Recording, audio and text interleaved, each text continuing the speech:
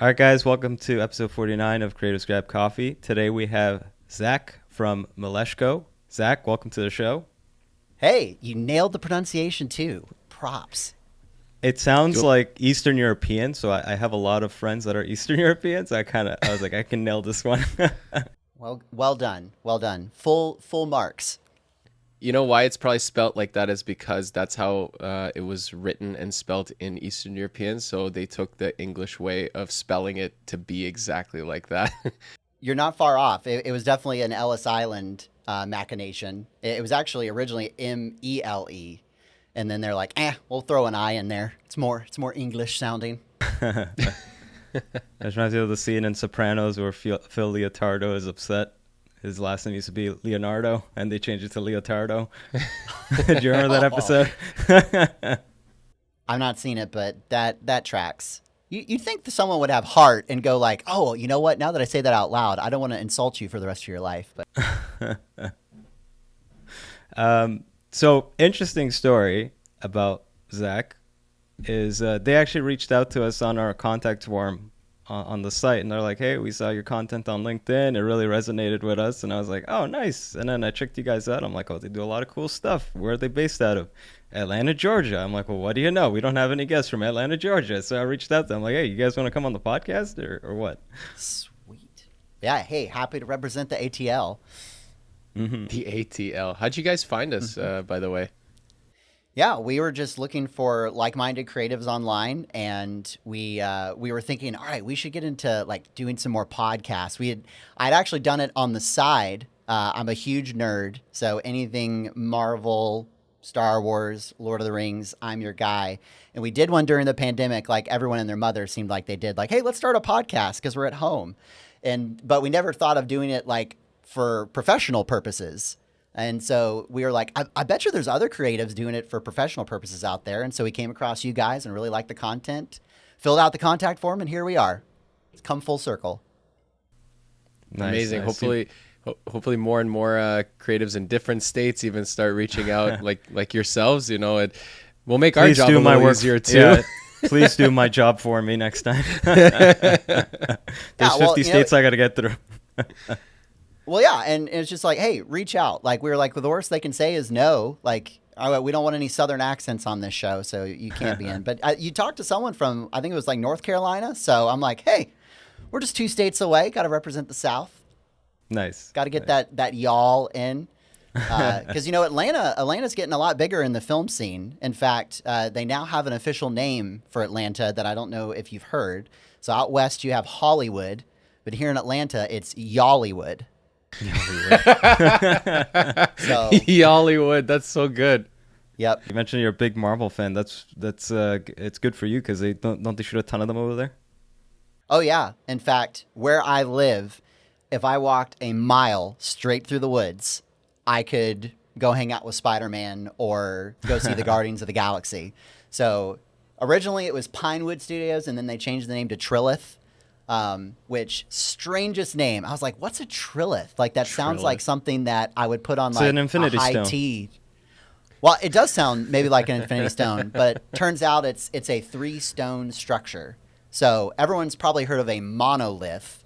Well, a trilith is 3 stones. And okay. there's your English lesson for the day. So why don't you tell us a little bit about your company? Like, how'd you start it? Like, and just like brief history. Yeah. Well, Mileshko actually started out as Tom Mileshko Photography back in 1986. So he was the son of an immigrant who came over here from Belarus. So there's that Eastern European connection for you. And his father had done photography. He tried to do some sales after he had gotten out of serving in the Army and was like, this isn't for me. You know what? My dad seems to enjoy taking photos. Let me see if I can do this professionally. And he started just taking pictures of anything that moved. I mean, we've all been that freelancer that you're like, wait, you'll pay me to do this thing? Sure, I'll do it. You know, whether it's I'll take a picture of a Pop-Tart or sure, I'll shoot your wedding for $200. Like, I just want to make money doing this. But after 30 years, he had built up a fairly successful photography business. And then right around 2011, he started having more and more clients ask, hey, I heard you can just kind of switch the mode on your DSLR and it can shoot video. Do you shoot video? And he didn't at the time. I mean, his background was photography. And so I was a fresh young pup out of film school that he had met on a random set and been like, hey, you want to help me try to like break into video? I heard there's a setting on the camera that if you just switch it, it shoots video. And, you know, part of the artist inside of me who had been, you know, shooting on cinema level cameras died a little bit. But I was like, sure, I would love to help get video started, because now I was that freelancer who wanted to help shoot anything that moved. And 10 years later, we went from a team of 2 to now a team of 20. And we now do a majority of video instead of photo. So the tables have turned to where, like, when I started, video was like 3% of the overall business. And now video makes up 70% of our business. And then photo only makes up 15%. And then the rest of it's graphic design and animation. So that's a drive-through version of how Mileshko became Mileshko. Nice. So how did you see in that terms growing of, like, trend? Sorry, Sorry, go Dario, ahead. if Well- you want, you can. No, I was going to ask the same question, so go ahead. Okay, I'll just so we have a clean question for the recording. It's like, how did you see that growing trend switch from photo to video? What do you think was the driving factor in that for you guys? Listening to our clients.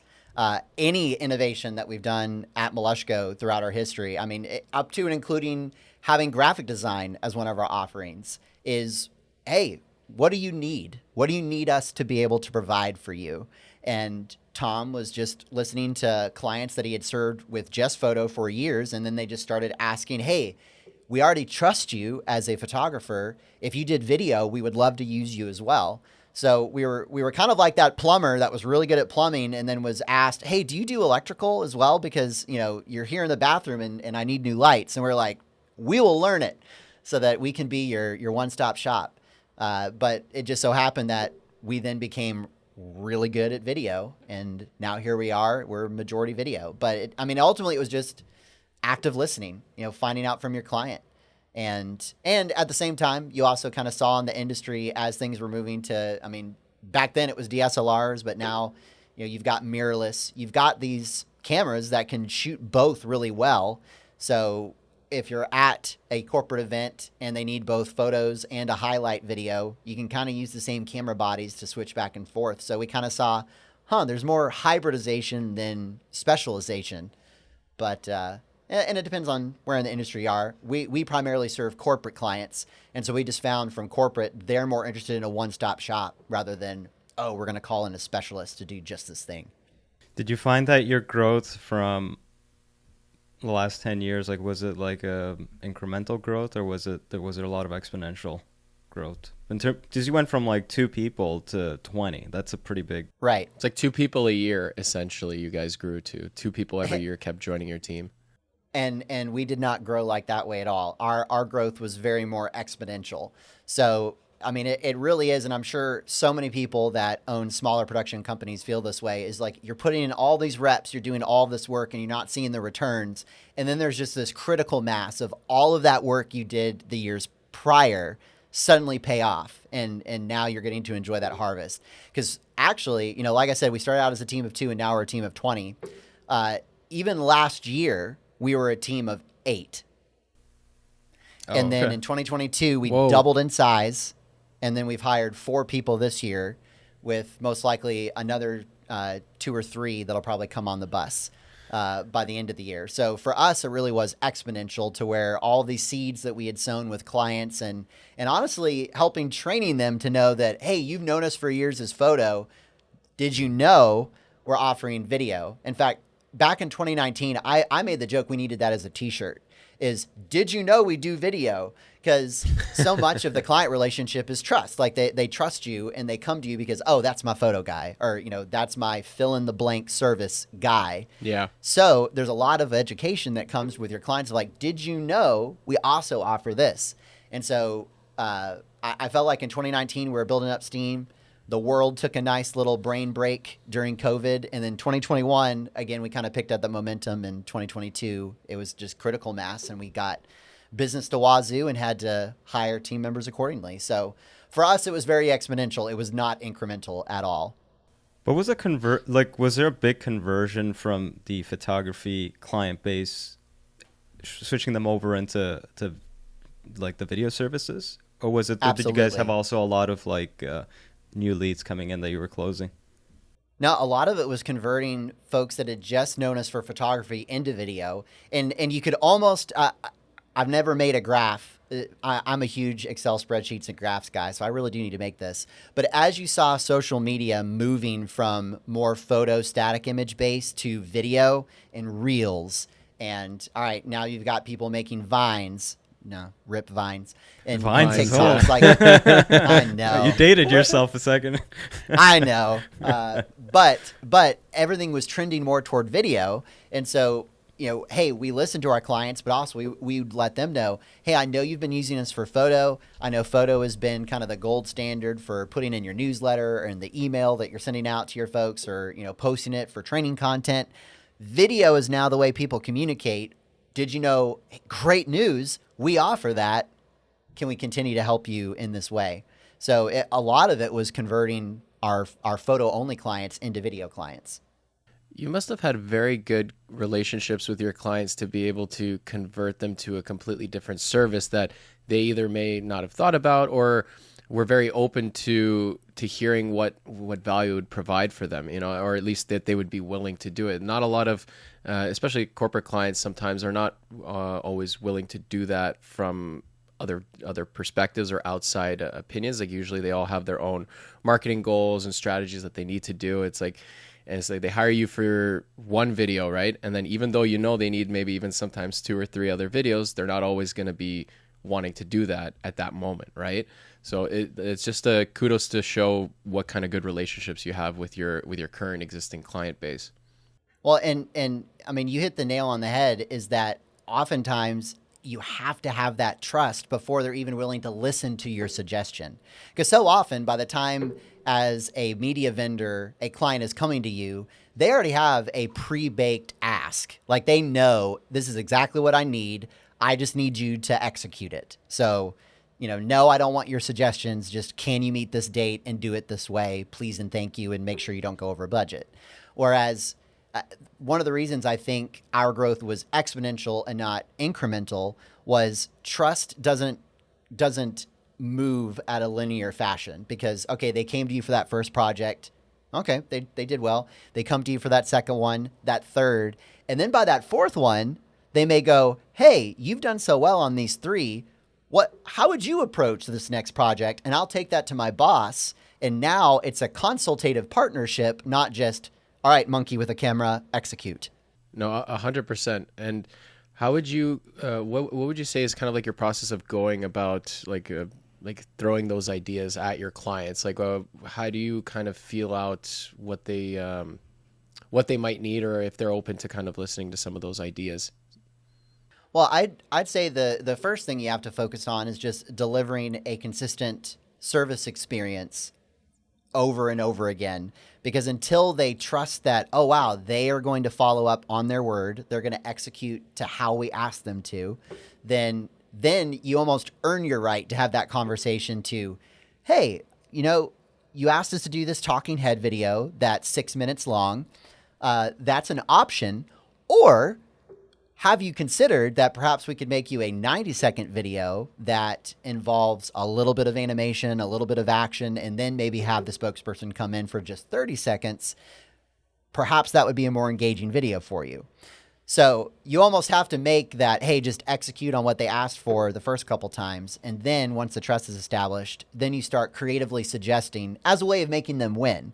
Because that's what you have to, if they're going to get that buy-in, you have to convince them, hey, here's how you win.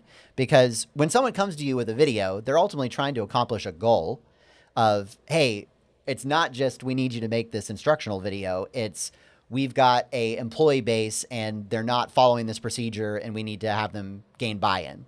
Okay, so that's your ultimate goal. Well, as the communication experts, may we suggest that, hey, you thought a 6-minute video with a talking head, that's a method, but here's one that we think would be a better fit to help you accomplish your goal. Have you guys had success with retainer models? So to be honest, retainers are something that we are still trying to figure out what is the best method to make sure that both parties win, because we found that oftentimes we were the ones that are taking the risk by moving into a retainer model, because we don't know, like, all right, are we going to make a number of like creative hours that they're pre-buying? Or, okay, we could say, all right, we'll be on retainer to do X amount of videos, but then the client comes and makes a ask that's completely out of your original scope, and now you're spinning your tires trying to renegotiate. Well, when we came up with the retainer 7 months ago, this is what we thought it was going to be, and now we're having to renegotiate in the middle of it. So, not saying that a retainer can't work. I mean, we are always trying to chat with businesses that work on that method, and you're like, so how are you doing this?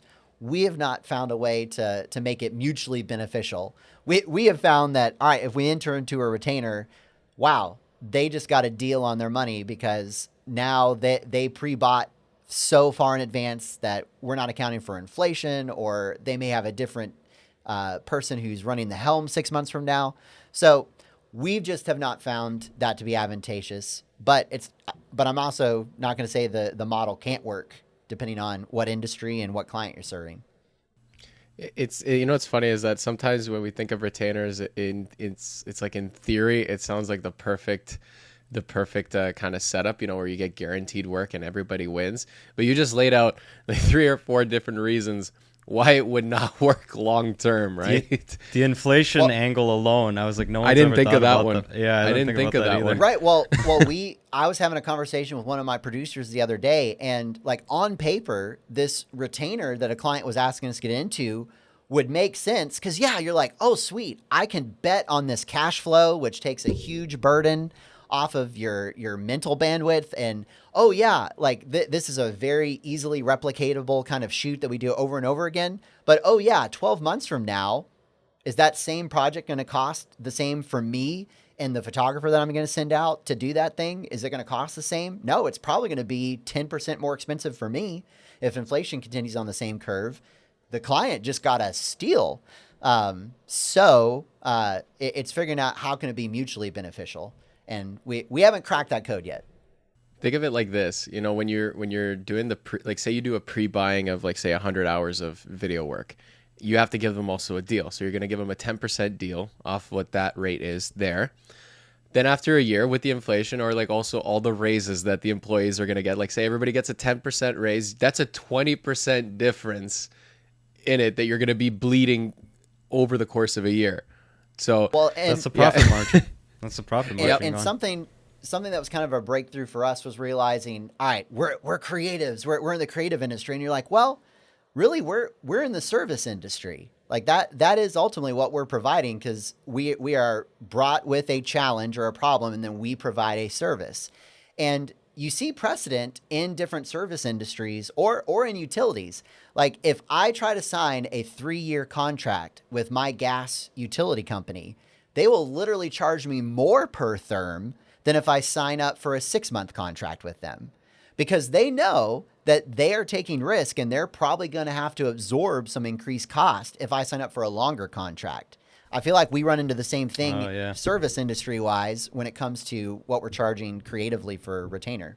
So when y'all have cracked that code, call us up here at Mileshko, because I would love to have a conversation. Because know what, like 50 episodes in, we've only had I think 2, maybe 3 guests come on that say they've either are doing it and it's working. I think one person, the North Carolina, Adam from Digital Sparks, I think is the right. The one, who owned the studio as well that they rented out. I was like, oh, brilliant. Yeah, he's the one that has had pretty good success with it. I think the other person that's mentioned it said they had some success with it. So out of 50 episodes, only 2 people said they've tried it and it's worked out well with them. I think it only works if it really depends on the situation. Like if you have such a huge team of people that you have to work with, and then the contract model comes in, it would have to be 1, a very juicy contract, or 2, like say you have 2 retainer contracts, then you have a lot of one-offs where you make more money with to kind of supplement the losses that you would have from that from that retainer model, but maybe what you said was exactly the right way to do it. It's you tell the client, this is the kind of model we'll do of like 6-month contracts rather than 1 year, 2 year, 3 year, where it's a short enough period of time where you can test certain things out and then you can change it. You know, for example, they did certain types of videos which worked for them there, then they're not locked into doing the same kind of content for another year, because also in our landscape now, content is constantly changing, you know, viewership is changing, you know, and people need to adjust their marketing strategies and their video content strategies. So maybe that's another way to start pitching it to clients, where instead of saying like, look, we don't want to do a retainer for a year, we want to do a 3 to 6 month doing only this type of content. This is how much it'll cost. And then after that, let's see what worked. And then let's shift it over like that. That might actually even be more beneficial. No, it doesn't make sense when it doesn't make sense when it's that short, because think about how much time there is in between projects anyways. So it's back to the same old formula. Exactly. It's like a full circle thing. It's like back to... and that's why we have found the few retainers that we do have, it is so situational. And the only times that we've really found it to work is if it's a very frequent shoot, like something that's happening every week or multiple times a week, and it's very templatizable. I'm just inventing words now. Templated. There we go. There we go. I like templatizable. I like that word. Shakespeare just invented words. Why can't we do that now?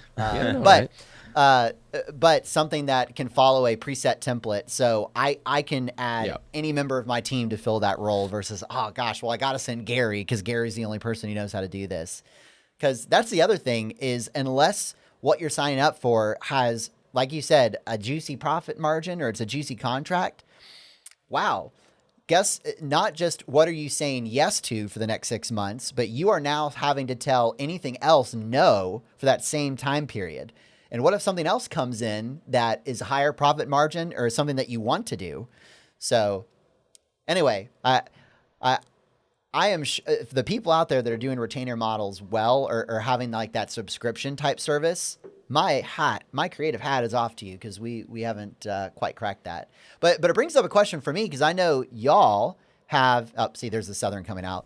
I know y'all are in Ewan's territory, right? That's not a Canadian thing. Yuns. Ewans?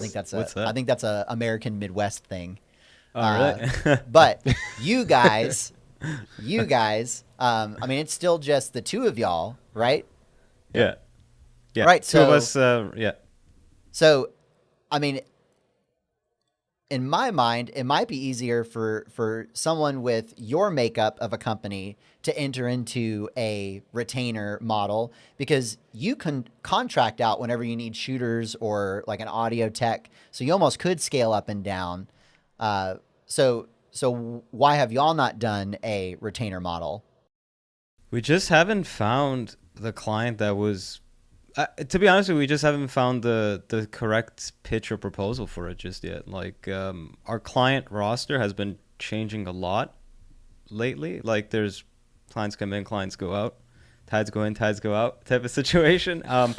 We do have one client, which I guess we do have a retainer module. It's a retainer, but it's not being called a retainer. So in a way, we do kind of have that. Like, we basically at the beginning of the year made it's quarterly report videos and then one big conference video that they have at the end of the year. So we basically in January set up, all right, so these are the 4 quarters that you're going to do. Here are the days that you want to aim for it. Let's book everything in. I mean, Dario, I guess that's technically our first retainer.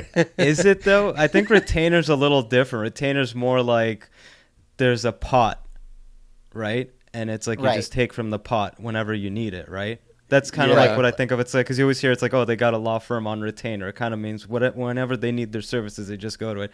These guys are just like, they booked us for these projects essentially. Do you know what I mean? But that's also I'd say kind of, I don't know. Yeah, I mean, if by retainer you mean that, okay, you are pre-booking my time for 12 months out. Okay, I don't know if that's a retainer, because you know exactly what you're shooting. So in a way, they just that's a reservation. Like, a restaurant doesn't say, that's the word. Oh, would you like to be on retainer this evening at 6 p.m.? It's no, you make a reservation on my time. Whereas retainer is, hey, I don't even know when we're going to use you. I just know I want to use you. Can I pay for the right of your creative priority? Because that's essentially what you're doing with a retainer, right? You're saying, all right, even if something else comes to the door, you are paying for the right to my creative priority whenever you call me. So essentially, this is a retainer versus reservation kind of need with clients. And I think what a lot of creatives, when they're saying, man, I want a retainer client, I want more retainers, is like, I think they mean they want more reservations that are many months out. Right, because they want to be able to plan maybe that's out what their it year. is. Yeah, exactly. And because then you know what the project is, right? Because with a retainer, you won't know what the project is until they come with the need, right? And inevitably... Go ahead. No, go for it. Go for it. Well, the other reason why we have been so hesitant to do retainers is for exactly what we're talking about here is if I can't plan my calendar out, then how do I prevent all of my retainer clients coming to me at once? Which we've already experienced a couple times to where, like, okay, we were on a retainer, they don't talk to us for 8 months, and then all of a sudden in Q4 they go, oh, we want to use up all of our money in Q4. And you're like, that made sense if you had spread it out over the course of a year, but all of that in one quarter, that's a lot. And so unless you have really clear guardrails of like, hey, you have to use X amount, like basically you use it or you lose it, which to me, that's the only way for a retainer to win as the vendor. But, as a client, like, are you going to accept that? Like kind of like a gym membership. They're not going to. The only way I see that working is I think Adam mentioned this. He'll go to them every quarter and propose different projects they could do. Yeah. Because I think it's like, hey, it's like quarter discount. one.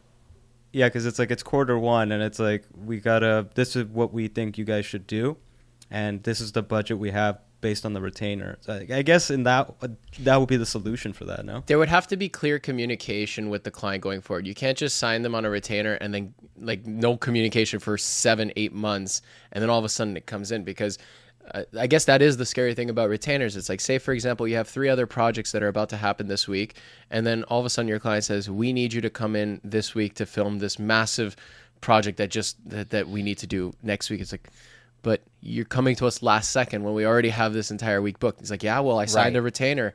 That could cause some kind of problems. Or like, as you said, all the retainers show up at once. And I guess you have to like figure out those kind of safeguards. I think clear communication consistently, like every 2 weeks, every month, at least talk with the client and see what's happening. That way you can kind of gauge what's going to be coming in that month, what you can plan for. But yeah, like, I don't know. I mean, we don't have that. We don't have a retainer client, so I don't. Who knows if this will actually work? But I think I'm for the idea of let's get more reservations down the year. Right. Let's do that. I know. For me, I would love to have reserve time a year out, but not at a retainer, because then I know exactly when it's going to hit, and I can look back at an SOW and say, well, you said the dates were going to be here, which. A question I have for y'all, because this is something that is a current pain point for us, and I would love to get another creative's take on it, is speaking of a reservation, is how have you handled if a client has communicated, hey, our editing time is going to be like these 3 weeks. Like, hey, this is our delivery date. But then they come to you and go, oh, hey, we've had some delays on our end. Push it back another 2 weeks. All right, there were some delays on like this SME is traveling to Nigeria and won't be back for 2 weeks, but we have to get their input. Delayed another 2 weeks. Well, now you've got this project that's sitting in post that keeps getting kicked down the lane, and inevitably you're going to have your editing team working on something else, and then that client comes back and goes, "Oh, we're ready to be finished now." Yeah. Dealing with that right now, actually, with 2 different projects. One of them is worrying me a little bit because it's an animation project, and our animator, luckily, is free. But like it was supposed to be done by August 1st, and we still haven't started on it because like the script keeps getting delayed. They keep taking their time, Then I guess with I mean, I don't know. You really can't. You know what? This is why you put those dates in the contract, so that if something ever happens, you just kind of go. You're going to have to wait because you pushed it down the road. You're going to have to wait. It's like, we'll still do it for you, But that's one thing that we do is we make sure we keep the dates and the deadlines in the contract so that we all know what to expect from each other and what is expected from each party. And then if there is delays on one side, because it happens, like at the end of the day, But we haven't had business an is issue. business. But Kirill, in all fairness, we haven't had a situation where it did get to like a conflict point because We've been lucky. pretty lucky. We've been lucky so far. I'm sure Yeah. it'll happen eventually at some point. But again, that's why in the contract I always put the dates, because that's always my like safety. If they like something happens, it's like, look, you guys signed the contract. It is what it is, type of thing. And then one thing we do as well is like I break up our invoices for the total project into 3. So I'll do project management fees and pre-production as the first invoice, production as the second, and post as the third. And actually, one interesting thing I've noticed lately is that because I send them all after they sign the contract, they then send them to the accounting team. And I noticed that the accounting team doesn't pay them like at their intervals. They'll usually just pay them all at once. So we actually get our post money at the same time we're getting paid for the rest of it, right? Because usually close to the production, I'm like, hey, we gotta, like, the money hasn't come in yet. So then they like bug accounting, and then I notice it's like, oh, the whole project is paid for. That's good. Like the animation one we're working on now, like they pay for the whole thing, so it's delayed, which sucks, but it's like we got paid for it. So I'm literally just waiting on them. So I'm a little more relaxed on that end, right? Yeah. But also I tell them, it's like, look, it's still going to take like 4 weeks. Like we were chatting yesterday, and they're like, oh, what do you think the updated timeline is? I was like, it's still 4 weeks from when I get the script. So like Nothing if I get the changes. script tomorrow, it's going to be 4 weeks from tomorrow. The project's going to be complete. If I get next week, it's 4 weeks from next week that I get because again, like that's how long our editor or our animator will take. So like we told you guys this going into it. Like I guess just the communication aspect needs to be very clear with them, letting them know how long it's going to take. It's like if you hire someone to build you a house and you wait till last second to give them the money to buy the supplies, the guy's still going to tell you, well, it's going to take this much time because the carpenter takes this much time. Also and shipping. That takes that much. Shipping Yeah, time, I'm not right? I'm not a magician, I can't work magic. I think one Right. thing that has been very fortunate for us where there hasn't been conflict on that side is because we have communicated all that stuff prior, talked about it in the contract, talked about it in pre-production, that they know that if there are any delays on when we get certain things, they understand it's like, oh, it's because of me that that things are delayed, and now we understand that this is like been delayed because of this. No problem. If you didn't communicate that, that's where I can see more. No, but Kirill, the coming. thing is we are smaller, so we can kind of get away with it. But because we're using like freelancer editors, that's the part that makes me nervous at times, because what if our editor, they're particular suddenly editor, not available, right? they're not available, right? That's the part that worries me, which I think we'll have to communicate what would happen in that situation to the client, and then let them know it's like, hey, in that situation, then because we got to bring on another. Oh, that's a tricky situation. Oh my God, I don't know actually what the solution for that. right, is. well, That might be a why- big problem for us, going forward. Because then it's like if we got to bring in another editor, it's gonna cost us a big. It's gonna eat up the post production profit. Yeah, well, this is why it's key. That's why it's been such a sticking point for us, because we have that verbiage in our contracts, like, hey, this is the delivery date. We even started including things like, hey, if after 14 days after the final delivery date, we can no longer guarantee availability. Basically saying like, hey, here's some that's buffer, good. because we I gotta know put that life in. happens. But it's one thing to have it in the contract, and then it's another thing to have a conversation with a client of like, hey, here's why we can't deliver your video, even if it's fully on them. Like they didn't meet deadlines, they took forever to get back with you. Like it's just a hard conversation to have with someone of like, hey, here's why we're not going to complete your video. And the customer service side of me is just, I wish there was a different mechanism that I, instead of just like, you done messed up, Ron. Like how instead, because you can't just throw money at it and go, okay, well, if you're going to continue to reserve our editing booth time, because we even consider that for a while, is like, well, what if it's just you are making a reservation in our edit booth, and if you extend that reservation, it's going to cost more. Just like if you were at a hotel, right? Like if hey, I know life happened. Your flight got delayed, and I'm going to extend my reservation by 2 days. All right, well, that'll be X amount of dollars. But it's like, ooh, does that feel right? What's your revision process like? Because we have like a 3-step process for that. So it's rough cut, fine cut, and then after the fine cut, they get the final cut, and that's it. The project's considered complete at that point. Do you guys have something similar for that?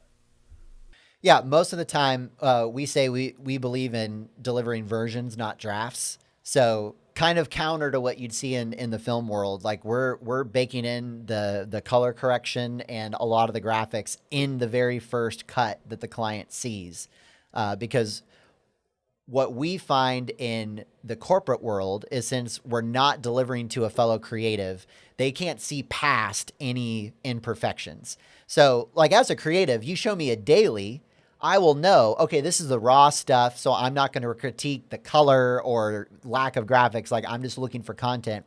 But in the corporate world, they just know, all right, is it completely there or it's not? So that's why we kind of move to, all right, you get a V1, so a version 1, and then usually after that, it's the final. Like, we usually try to keep it to just one round of revisions. Oh, so one round. Oh, that's good. Our huge mantra, and we have this as stickers on our laptop, anywhere that we can put a sticker on a piece of equipment, is fix it in pre. So with a lot of our corporate clients, like, they should know exactly the video they're getting before we shoot the first shot. Because we're talking, all right, the script, did that get approved by Susan in accounting? Did that get approved by Greg in HR? Like, is there any other thing about this script or this AV? Because we'll have the script and then the shots that will accompany the scripting, so that no one is surprised. And we have found that doing that and then having that version 1 be a live review. So before, and I'm sure many other folks have done this, we send the link out via Frame.io or Dropbox Replay or insert service that you use for people to review the video. But we would spend so much time reconciling client feedback, because Sharon would say, I love the font choice, but then Bill would say, I hate the font choice. Well, if they are both on the same pecking order, which comment do you take? Oh, we figured out a solution for that, because we were having that happen on Frame, and we let them know, it's like, look, one person needs to, like, if a reply thread starts, one person needs to make the final call on that thing. That was like our solution. Who has the authority kind of deal? Like one person. Card? So if there's 2 people, one of them has to make the final call on it. Because we ran into the exact same problem. Well, the only thing that's annoying, I was just going to say, the only thing that's annoying about once a thread happens is that, say, like your point of contact goes through all the notes and then the other people start going through all the notes. When do we know that everyone has gone through it?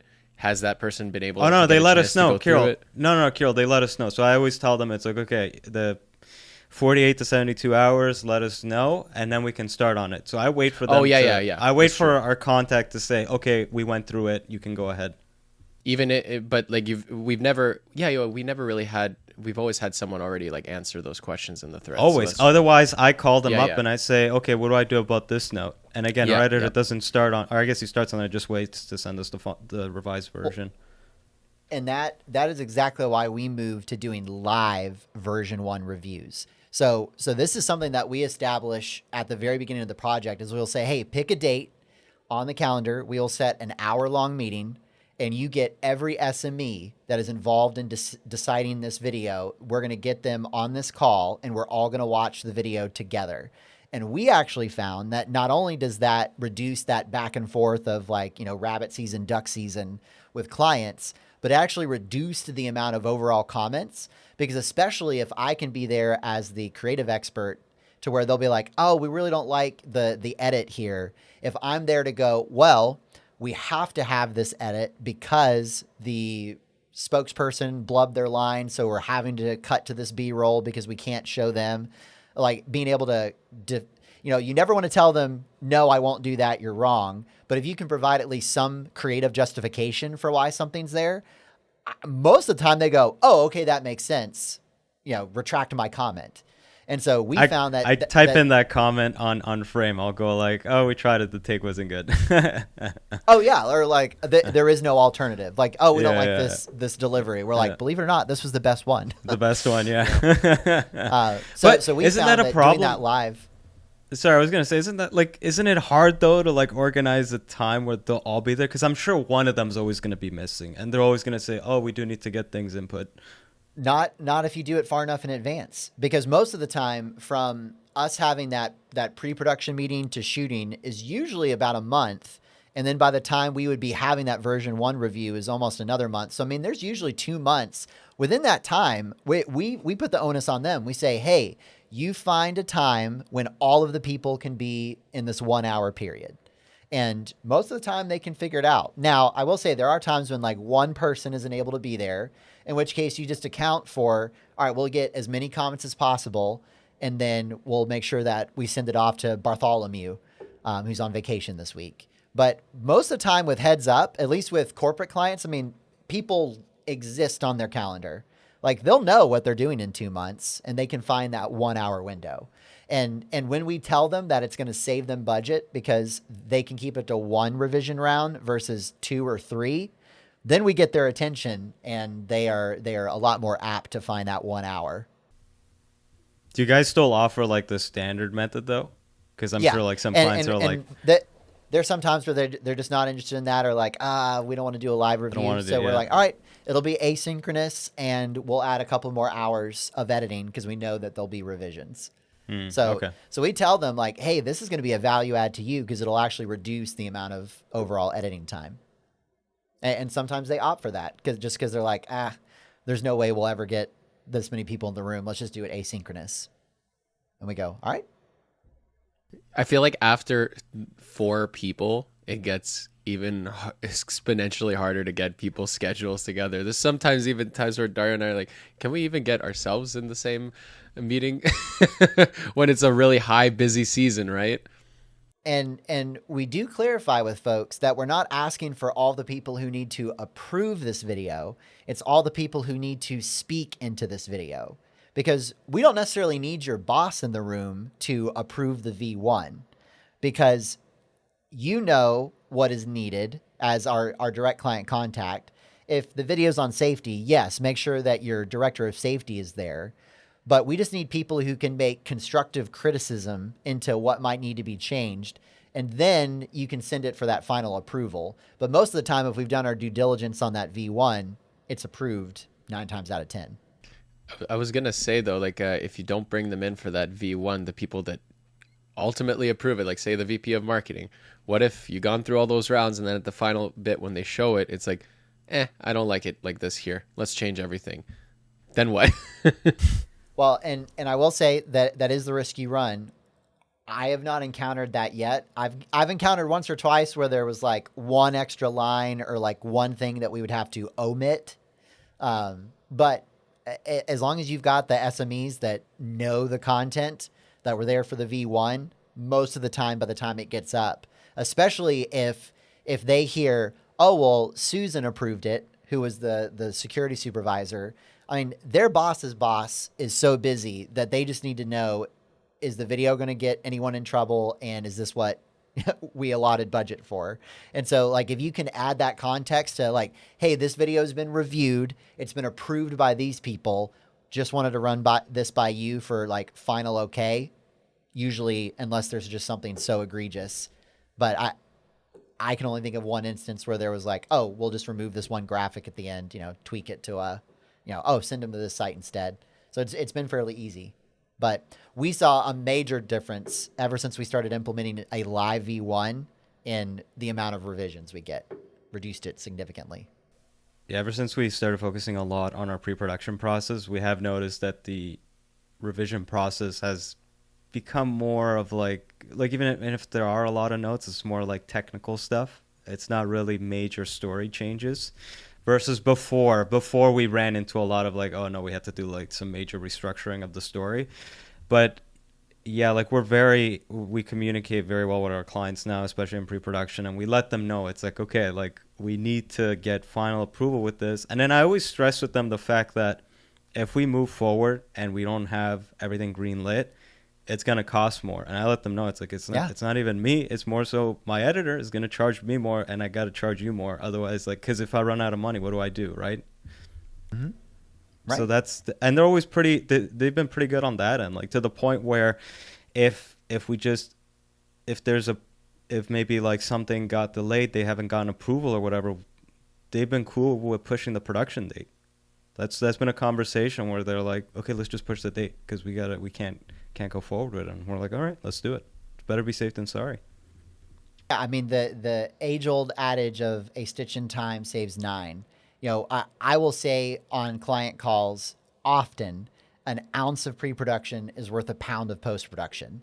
So yes, the reason why I want to do one more script review with you is because this one 15-minute sync could save us 6 hours in post-production trying to make up for a mistake that we missed. And so it will ultimately save you time and save you money. Zach, I'm amazed at all the different sayings and metaphors that you have as like business mantras. Like you could make a whole line of video production T-shirts based on these. He has them written on the wall behind the camera. Oh yeah, exactly. This is like, if I can get more clients to abide by this, I mean that's why, like, you have to practice what you preach. And so for me, when I'm with a client, it's, hey, this is not just a fun bumper sticker I want you to put on your car. This is going to save you and your team time, which will ultimately save you money and make for a better video, quite frankly, as well. So, I mean, we're ultimately communicators as creatives. And so I collect these sayings as, oh, wow, that's a great shortcut to an idea that might normally take me like 2 minutes to convey. So like, fix it in pre. I love that saying because it communicates not only that I value your time as a client so much that I don't want to waste it in post. So that, and maybe it's a Southern thing too. We just like our old sayings here in the South. An ounce of pre. Like that was a good one. Speaking of the South, just out of curiosity for us, like what's like the industry like in Atlanta? Oh, such a small world. It's neat because it's still a relatively new to the movie making industry. I mean, Georgia's had tax credit for a while, but, you know, again, talk about exponential growth. I kind of feel like it hit this critical mass in the 2012, 2013. Well, honestly, it was Walking Dead. I mean, once Walking Dead was shot here, I feel like everyone just made this mass migration, and now we have Yallywood, as we call it. But what I love about it is, while there's so much more infrastructure here now, for a time, the amount of available crew was relatively small. So you'd have like Greg running audio working on 7 different productions because there wasn't a whole lot of, unlike New York or LA where it's, all right, take your pick. You've got dozens of choices. You'd have folks here that's like, all right, you've only got maybe like single digit options to run that kind of play.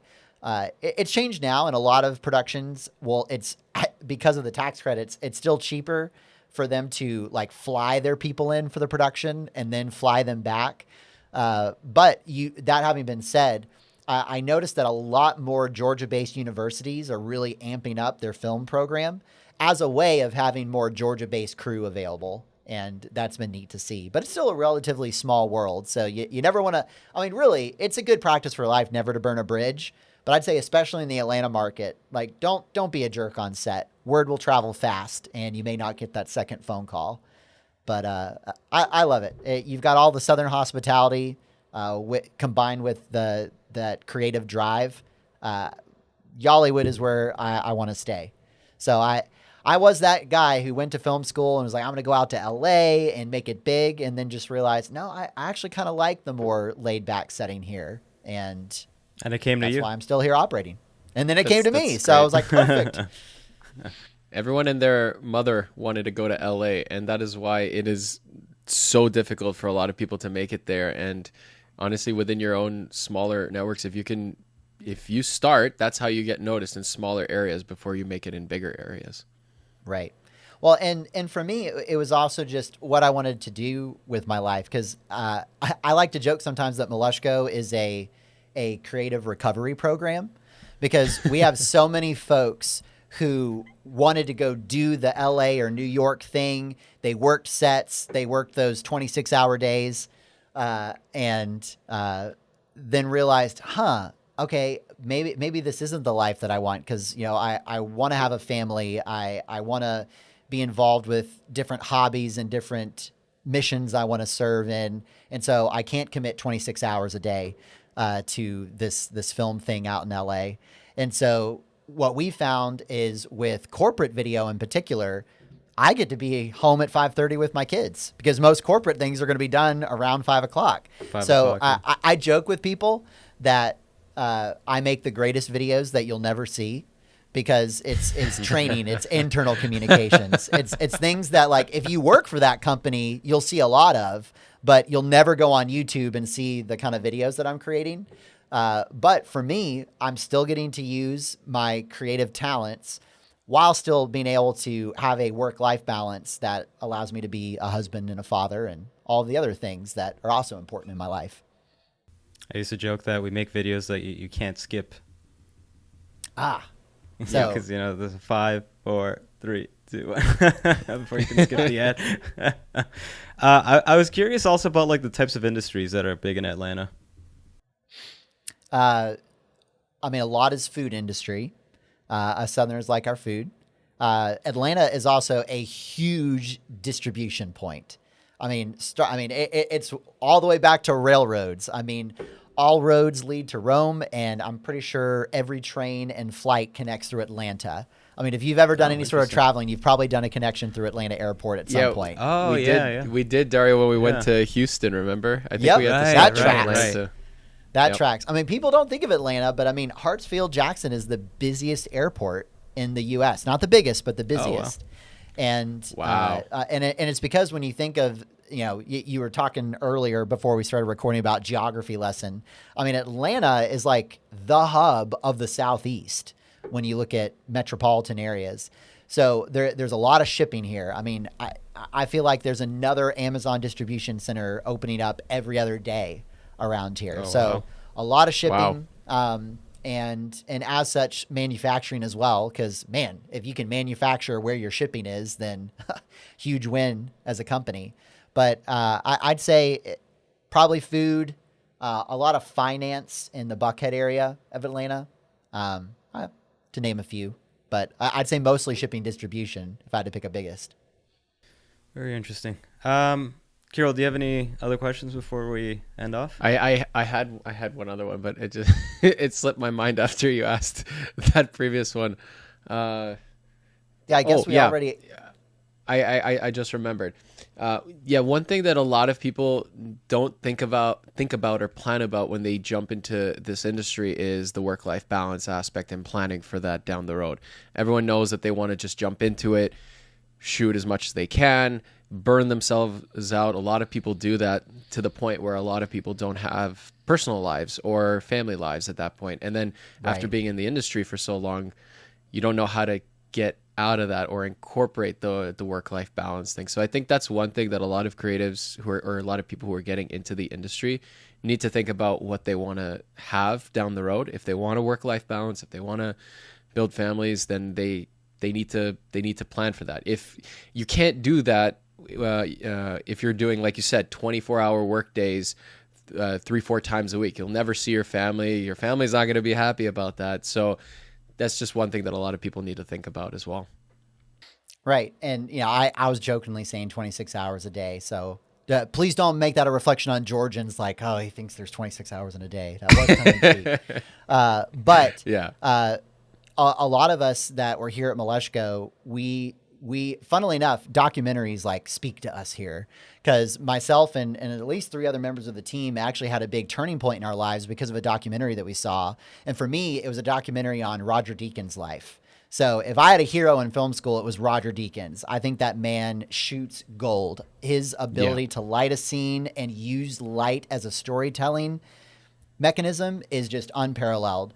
But I was watching a documentary and it started talking about his family life, and it did not match his technical prowess. I was like, oh, wow, that isn't the life I want to live. And that's when I realized, well, man, I want to be able to use these creative talents, but is there a way that I can use them and still achieve that work-life balance? And part of it was realizing, all right, I got to get out of editing, because when you're a solopreneur in the creative, I mean, you're doing everything. I mean, my life when I was starting out was, all right, I'm either talking with clients in the morning or shooting something. I come home and edit. Somewhere in between that, I will sleep and go to the bathroom and then wash, rinse, repeat. And so the reason why I think creatives need to find that team is, all right, work in your skill set and your strength, and then have the trust to rely on someone else to own their part of the pie instead of trying to do all the things. Because otherwise you're going to have that burnout if you try to do all of the things for too long. Now, when you're just starting out, you may have to, but find you that other creative, because someone is out there who enjoys doing the thing that you don't enjoy doing, which for me, I thank my editors on the reg, because I don't understand how they can enjoy being in a room by themselves for hours on end, but they somehow do. And I thank my lucky stars that we found each other, because they, on the flip side, can't imagine being on a podcast, talking with other people and having to come up with answers live, or having conversations with a client. They couldn't fathom that. So, hey, find someone who's got opposite strengths of you, and together make a creative team. Yeah, one person's nightmare is another person's heaven, like It's so that's true. just how it is. It's so true. Carol, you're talking like him now.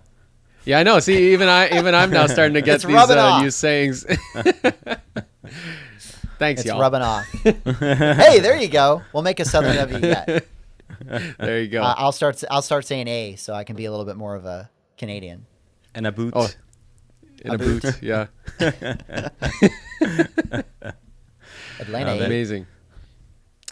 All right. Well, Zach, thank you so much for coming on. This was a good episode. I like what we talked about, especially on the retainer module and the editing side. If it gets delayed, that's something Carol and I need to chat about after this call. Some contract changes need to happen. That's the one thing we always like about this show, is that I think it allows a lot of us with our guests to kind of discuss ideas and even explore things that are in the back of our minds that we haven't had a chance to kind of bring out in the open. It's like there's only so much you can do with your own team, but when you talk with other people, new ideas and perspectives come out, and that's what we love about this show. Right. Well, and that was one reason I was excited to be on the show, is I'm a verbal processor. So I was excited to get your perspective, and I love what y'all are doing. If more creatives felt empowered to reach out to each other, because I feel like there can be but I don't want to talk to people because then they might find my secrets, and I feel like that the reality is we're so hungry to, hey, talk to each other, find out what you're doing right.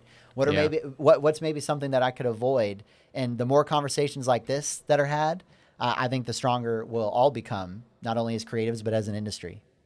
Yeah, and you let's get rid of secrets. that stigma. Yeah, and you mentioned secrets. Like you'll quickly find out, like, it's not a secret. Someone else has thought about it. Someone else has tried it. Right. Everyone has a key light that they use in their videos. That's not a secret. Right. Because even if you find out something, you still have to implement it. You still have to be able to successfully do it, and that only comes with practice and having the gumption to do it. Yeah. And for your business specifically. Yeah. Which is even trickier because it's all like specific to you. Yeah, that's one thing we've mentioned on the show, is that what works for one company does not necessarily mean it's going to work for the other one. And, like maybe little tips here and there can kind of help and you can implement, but entire strategies and direction, you can't, as a business, you can't just switch that after one conversation with someone. You don't know why it works for them. So that's the thing. Right. Well, to me as well, is at the end of the day, we're all human, and your team will have a unique makeup purely by the people that are on your team. Because we can all buy the same camera. We can all go on B&H and all, as different businesses, buy the same camera, but you can't replicate the same person. And so it's, all right, how are you strategically creating that client experience from the folks that you have on your team? And that's something that, I could tell you who we have on our team on a podcast, but you won't be able to have the same crew layout and the same team. And that's why I feel like as creatives, like we should be sharing more of the technical so that we can then focus on the more relational. Yeah, and it'll just, if we set like an industry standard in a way, it makes all of our jobs easier, because when your client eventually moves on to another company, at least they're trained if you've done your job properly, rather than you having the next person having to train the client. And just to clarify for the audience is that when you're talking about sharing the technicals, it's not sharing the technicals of how to film things, but the technicals of how to conduct yourself in a business setting with clients. Business practices, yeah. And how to service clients. Because at the end of the day, we're all servicing clients in very similar ways. You know, like, yeah, we're creating different products, but sales, services, and business practices translate to every industry. And so, you know, that's one thing that definitely needs a standardization of professionalism in this industry, because not everyone knows how to do that. So, yeah. And that's a good call out. Not the technical, perhaps a better word would be the tactical. The tactical, yeah. Tactical. Is what we can share a lot more of. One you haven't last, asked me what Mileshko. Well, I was going to say, you haven't asked me what Mileshko means. Like, you ask all of your guests. I thought you it was the guy's last name. We covered that in the beginning. Yeah, it's the guy's last name, no? The photographers. Yeah, but we didn't talk about what it means. There's another meaning. There's a meaning. Okay. I had my notes. I was like, one consistent question. And I was like, I was so ready for this. I was going to be there. I was going to hit. I thought we covered it. Slam. Yeah, no, I was thinking to myself, I'm like, I think we could, yeah. Okay, what's it mean? Right. Well, Mileshko, actually, while it's a Belarusian name, actually has its roots in Greek. And it basically means hardworking in Greek, which is something that once we delved into that and found that name, that we used to be Tom Mileshko Photography, and then we were, for a while, and I'm glad it was a short stint, Mileshko Creative Imaging, which I feel like was trying to add all of the things together, but yet that's a long name. So many people thought that we were a printing company. And after a while, we thought, you know what? Let's just stick with Mileshko, because kind of like a Deloitte. Like Deloitte, they do consulting. Now, the name doesn't tell you that they do consulting, but they've built their reputation as, when you hear that, you equate it with consulting. And so as we were trying to come up with a name, we were like, why don't we just stick with Mileshko? I mean, its roots mean hardworking, which, I mean, what better thing to communicate to your client that, like, hey, we're going to work for you. We're going to be providing you with the best service we can. But then we don't need to say Mileshko video production, Mileshko creative. Like, after a while, if we've earned that trust with the client, they will begin to equate Mileshko with, those are the creative partners we go to get it done. And so far, we've had success with that.